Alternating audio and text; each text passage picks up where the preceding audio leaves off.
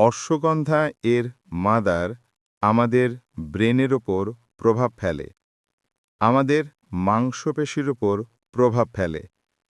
তাই ব্রেন দুর্বলতা এবং শারীরিক দুর্বলতার ক্ষেত্রে এই ওষুধ ব্যবহৃত হয়। মানসিক লক্ষণ। মানসিক দিক দিয়ে দুর্বলতা লক্ষ্য করা যাবে।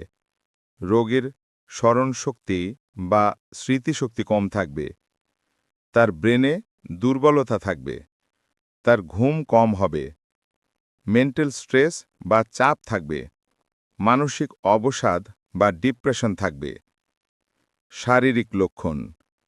ক্লান্তি ও দুর্বলতা থাকবে, শরীরের ওজন কমে যায়, কোনো খাবারের রুচি থাকবে না, বদহজম ও গ্যাস থাকবে, খাবারের শক্তি শরীরে কাজে লাগে না। অশ্বগন্ধা ওষুধের প্রয়োগ। মানসিক চাপ, মানসিক অবসাদ, ডিপ্রেশন দেখা যায়। অত্যাধিক পরিশ্রমের ফলে শারীরিক ক্লান্তি দেখা যায়। ডোজ 15 ফোঁটা ঔষধ আধা কাপ পানিতে দিনে 3 বার আহারের পূর্বে সেবন। যাদের স্মৃতিশক্তি বা স্মরণশক্তি কম, তারা 15 ফোঁটা করে হাফ কাপ পানিতে মিশিয়ে আহারে 30 মিনিট পূর্বে সেবন।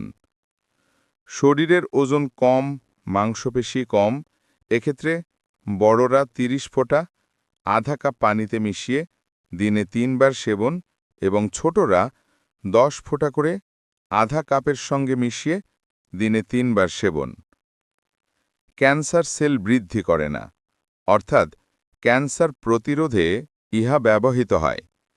এক্ষেত্রে 30 ফোঁটা ঔষধ আধা কাপ পানির সঙ্গে মিশিয়ে 3 বার আহারের পূর্বে সেবন।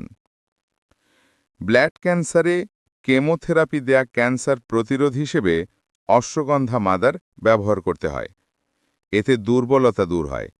এক্ষেত্রে ডোজ হিসেবে 40 ফোঁটা ঔষধ আধা কাপ পানির সাথে মিশিয়ে দিনে 3 বার খাওয়ার আগে সেবন করতে হবে। যাদের শরীরের রক্তে কোলেস্টেরল আছে, তাদের ক্ষেত্রে অশ্বগন্ধা মাদার খুব ভালো ঔষধ। হাইপারটেনশন, হার্ট ডিজিজ জাতীয় কোনো রোগ থাকলে সেক্ষেত্রে আধা কাপ পানির সাথে 20 ফোঁটা ঔষধ দিনে 3 বার আহারের পূর্বে সেবন।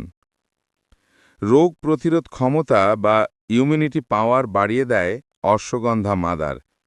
যাদের রোগ প্রতিরোধ ক্ষমতা কম, তারা যদি অশ্বগন্ধা মাদার ব্যবহার করেন তাহলে উপকার পাবেন।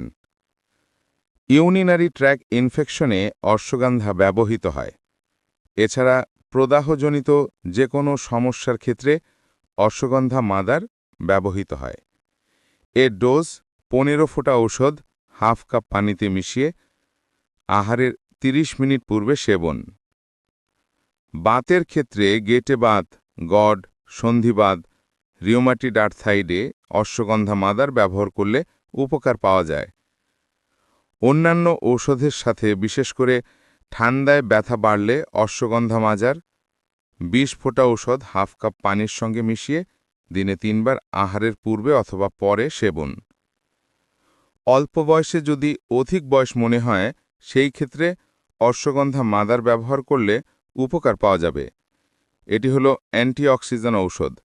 এটি প্রতিদিন সকালে অথবা রাতে ব্যবহার করলে 30 ফোঁটা ঔষধ হাফ কাপ পানিতে একবার ব্যবহার করবেন, সকালে অথবা রাতে।